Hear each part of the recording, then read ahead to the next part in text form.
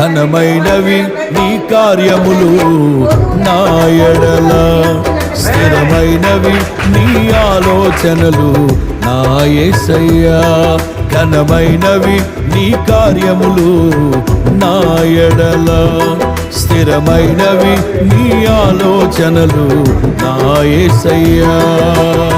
కృపలను పొందుచు కృతజ్ఞత కలిగి స్తుతులర్పించెదను అన్ని వేళలా. కృపలను పొందుచు కృతజ్ఞత కలిగి స్తుతులర్పించెదను అన్ని వేళలా. అనుదినము నీ అనుగ్రహమే, ఆయుష్కాలము నీ వరమే. అనుదినము నీ